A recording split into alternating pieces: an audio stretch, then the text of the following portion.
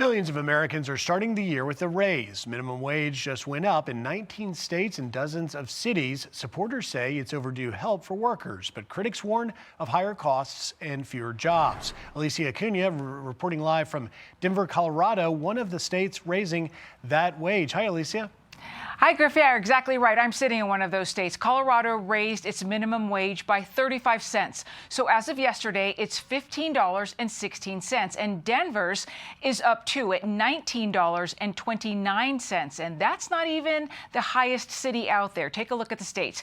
These are the 19 states upping wages. There are also 47 cities and counties that raised their minimum wages on day one of the new year. The Economic Policy Institute says this will impact 8.3 million workers, adding a total of $5 billion in earnings. Washington State comes in with the highest minimum wage in the nation at $17.13 an hour, and Tukwila, Washington, has the highest citywide minimum wage at $21.65.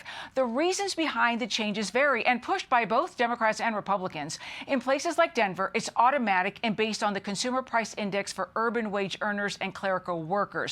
In other places, it's due to new laws or ballot measures. Fox Business talked to one economist who warned states providing large wage increases could see businesses adjust by hiring fewer workers.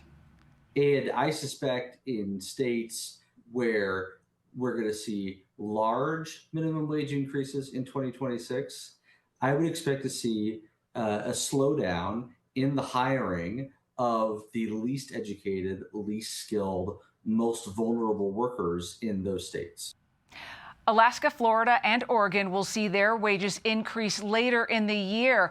The federal minimum wage, Griff, stands at $7.25, unchanged since 2009. Griff. All right, Alicia Acuna reporting from Denver. Alicia, thank you. Okay, so let's bring in Mike Rowe, CEO of the MikeRoweWorks Foundation.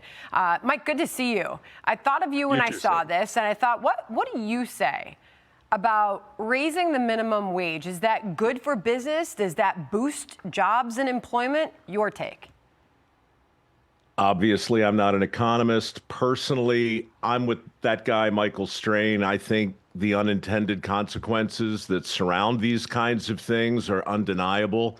And I think, the Cato Institute has written an awful lot about it, along with a lot of other think tanks. But for me, I looked at the map that you just put up that highlighted all of the states where the wages were raised. And I asked myself when I saw that, how many of your viewers look at that and go, oh, look at that minimum wage in Washington. Let's move there.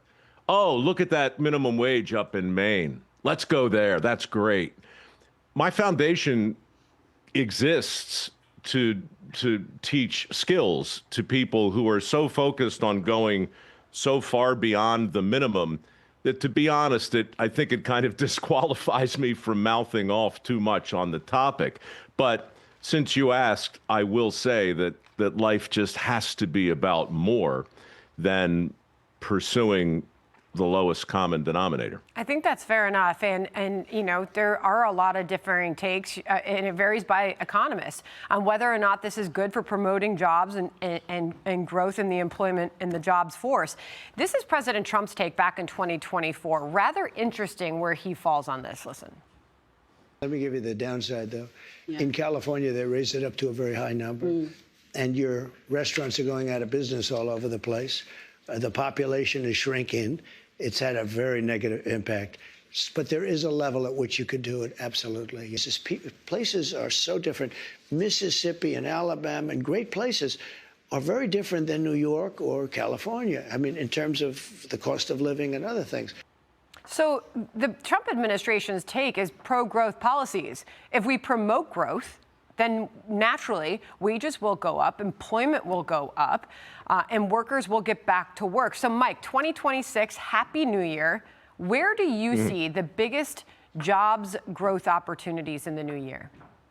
Oh, without a doubt, it's the skilled trades. Without a doubt. And that's my problem with the minimum wage conversation. So often it pertains to, with respect, jobs that don't require skill. I'm not saying they're unskilled. I'm just saying that The answer to your question is electrician, plumbers, steam fitters, pipe fitters, welders. I've been to the Pentagon twice in the last month for meetings with various components in the administration who are laser focused on reinvigorating the skilled trades. This is, you and I have talked about it before, Sandra, but for decades, we've been telling kids the best path for the most people is the 4-year degree. So I'm afraid that for that and a lot of other reasons, we've just had our thumb on the scale in the wrong way. And now the skills gap is real and it's wide.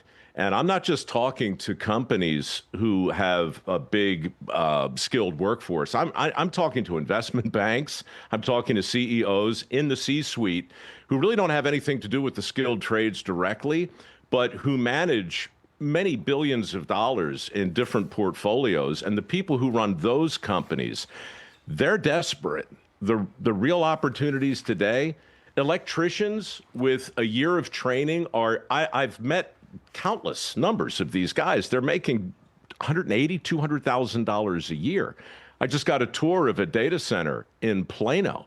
They're hiring these guys so fast. They're making $230,000, $240,000 a year, and they've been poached 3 times in the last year from other people building other data centers. So I think we should have the minimum wage conversation, but I'd hate to have it at the expense of the jobs where the opportunities are absolutely exploding that don't require a 4-year degree. You have been such a promoter of that and really trying to highlight the success stories in the trades.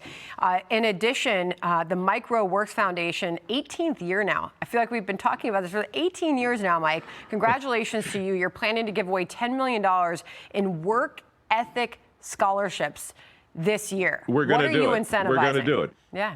Well, thank you. And again, these aren't minimum wage jobs. These are 6-figure AI-proof jobs that don't require a 4-year degree.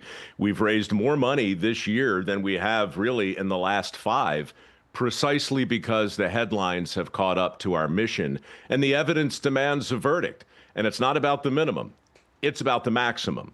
And it's happening right now. Yeah, and highlighting those success stories, and especially those really lovely salaries that so many of them are making now, it's going to help remove the stigma and help fill that skills gap. Great to have you, Mike. Good to see you, and Happy New Year. Can I say one other quick Sure. thing, too? The president is right to not paint with a broad brush. When we look at that map again, you can't make sense out of the situation in Florida by looking at California. It's way more nuanced. And, I appreciate the chance to come on, though, and say this. Happy New Year to you, Sam. I think that is a great point. It is always regional, that is for sure. There has been stories of success with raising the minimum wage and some not so good. Mike, thank you very much. Have a great year. All right. Hey everyone, I'm Emily Campagno. Catch me and my co-hosts Harris Faulkner and Kaylee McEnany on Outnumbered every weekday at 12 p.m. Eastern, or set your DVR. Also, don't forget to subscribe to the Fox News YouTube page for daily highlights.